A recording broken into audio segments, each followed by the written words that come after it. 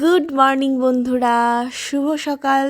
তোমরা সবাই কেমন আছো? আশা করি খুব ভালো আছো, আর আমিও খুব ভালো আছি। তো তোমাদের সাথে না আজকে একটা সুন্দর মুহূর্ত শেয়ার করব। তো এটা হচ্ছে কাশ্মীরে যখন আমরা গেছিলাম, তোমরা তো প্রায়শই দেখতে পাচ্ছ মনে হয়, আমি কিছু কিছু কাশ্মীরের ভিডিও বা তোমার ফটো পোস্ট করেছি আমার পেজে।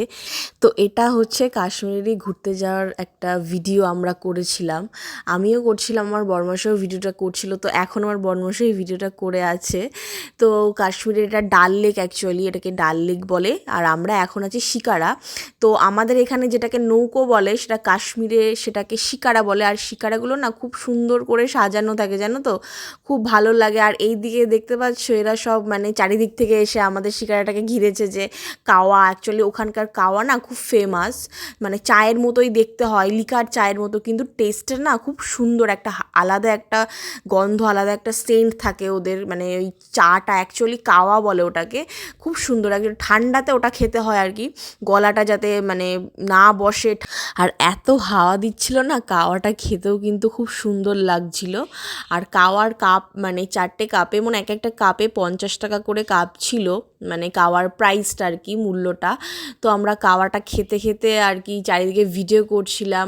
তো এই দেখো, এটা একটা স্পেশাল যেটা, সেই মশলাটা আর কি মেশানো হচ্ছে, অনেক কিছুই থাকে, মানে বলে নাকি আমন্ড, কাজু, কিশমিশ, আর কাশ্মীরের যেগুলো মানে ফেমাস ড্রাই ফ্রুটস সেগুলো আর কি এর মধ্যে মেশায়। তো তার জন্য নাকি খুবই সুন্দর একটা সেন্ট হয়ে যায়। তো দেখো আমি নিয়ে নিলাম, আর এটা আমার বড়মশাইকে দেবো বলে আমি নিয়েছি, যেহেতু ও ভিডিও করছিল বলে আমি তখন ওর কাওয়াটা আর কি নিয়ে নিলাম।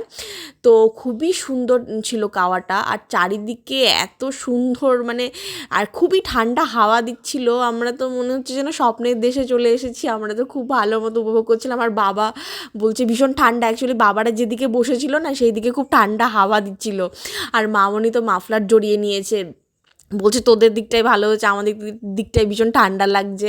তো ভীষণ হাওয়া দিচ্ছিল, তার জন্য ঠান্ডাও খুব লাগছিলো। আর ঠান্ডা ঠান্ডা হাওয়া, তার মধ্যে যে কাওয়া খাওয়ার যে একটা আলাদাই অনুভূতি, দুর্দান্ত লাগছিল। আর আশেপাশে না পুরো মানে কি বলবো, পাহাড় আর মানে লেকটা অ্যাকচুয়ালি মনে হচ্ছে না মিশে গেছে। আর চারিদিক দিকে হাউস বোট, যেখানে তোমার যেটা হচ্ছে জলের উপর ভাসে হাউস বোটগুলো, তো ওখানে নাইট স্টে করা যায়। আমরা অবশ্য নাইট স্টে করিনি, কারণ হচ্ছে ভীষণই কস্ট আর কি, মানে প্রচুরই, এক একটা হাউস বোটের একটা রাতের ভাড়াই বলে নাকি 6,000 টাকা, 7,000 টাকা, মানে যত ভালো নিতে যাবে তত প্রাইস বেশি। আর ওই যে দূরে দেখতে পাচ্ছ, ওরাও সবাই আমাদের সাথেই অ্যাকচুয়ালি এসেছে, আমাদেরই গ্রুপেরই সব, মানে তো ঘুরছে আর কি ওরাও। আমরা অ্যাকচুয়ালি একবারে 4টে না 5টা শিকারা মানে বুকিং করেছিলাম। তো আমার ঠিক মনে নেই যে কত টাকা করে নিয়েছিল।